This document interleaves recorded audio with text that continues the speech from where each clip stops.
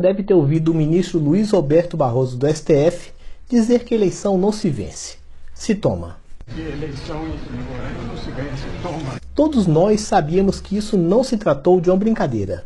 Era uma confissão. Mas passamos muito tempo olhando para o lado errado, preocupado com as urnas eletrônicas, imaginando que seria por aí que eles iriam tomar as eleições. Mas não. O processo de tomada das eleições tem sido um longo caminho que se iniciou ainda no começo do governo de Jair Messias Bolsonaro. Sabendo que o domínio da narrativa nas redes sociais foi o caminho para a vitória do presidente, logo em março de 2019, a oposição começou a pôr em prática o seu plano para tomar as eleições. Cada um tinha o seu papel. A mídia se encarregou de destruir a reputação do presidente sem dar espaço ao direito de resposta. O Congresso faria ofensiva política travando o governo Bolsonaro e também por meio de CPIs ridículas, como a CPI das fake news e a CPI da Covid-19. O Congresso também trataria de criar pautas-bomba, como fez com o orçamento secreto, que depois foi imputado a Jair Messias Bolsonaro para dizer que ele também era corrupto. Os institutos de pesquisa também tinham o seu papel.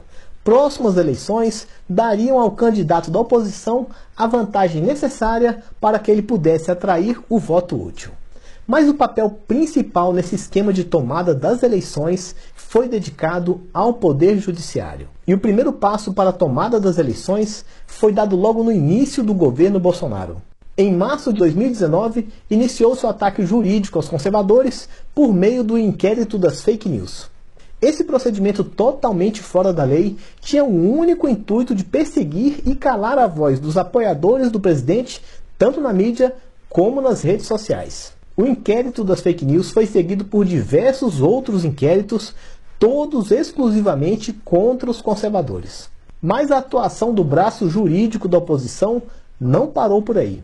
Mais recentemente, foi a vez de o TSE entrar com tudo no jogo político. E juntos, TSE e STF tiraram contas de bolsonaristas nas redes sociais do ar, bloquearam blogs e sites bolsonaristas, censuraram mídias bolsonaristas, desmonetizaram influenciadores bolsonaristas, prenderam e exilaram jornalistas bolsonaristas, prenderam deputado e apoiadores de Bolsonaro, decretaram busca e apreensão em imóveis de bolsonaristas, fizeram uma verdadeira caça aos conservadores.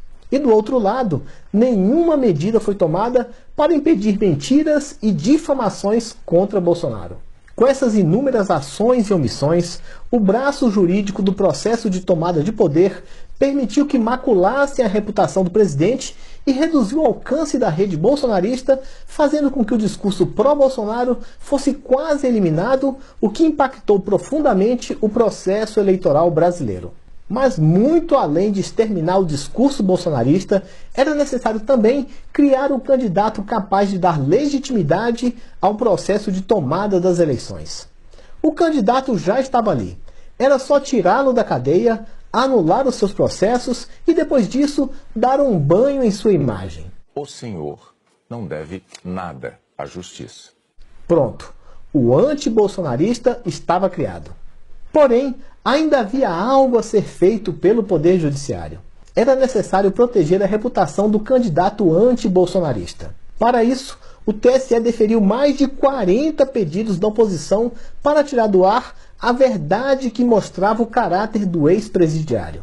Mas os opositores que criaram mentiras contra Bolsonaro, como Janones e Gleisi Hoffmann, permaneceram e permanecem com as suas contas sociais intocáveis, podendo destilar o seu ódio e acusações livremente contra o presidente. Com todas essas medidas, foi criado o ambiente perfeito para a tomada das eleições. Só tem uma barreira para que essas eleições não sejam tomadas do povo. Cerca de 1000 anos antes de Cristo, os filisteus lançaram um desafio ao povo de Israel. Se algum israelita aceitasse lutar e vencesse o gigante filisteu Golias, os filisteus passariam a ser submissos a Israel. Mas se Golias vencesse o combate, os israelitas seriam servos dos filisteus.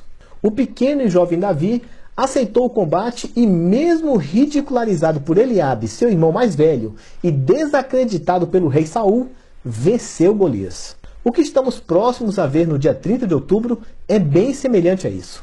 Desacreditado por uns, e ridicularizado por outros, o Davi da modernidade, o presidente Jair Messias Bolsonaro, mesmo com suas poucas armas, irá lutar contra o gigante Golias e irá vencer a batalha.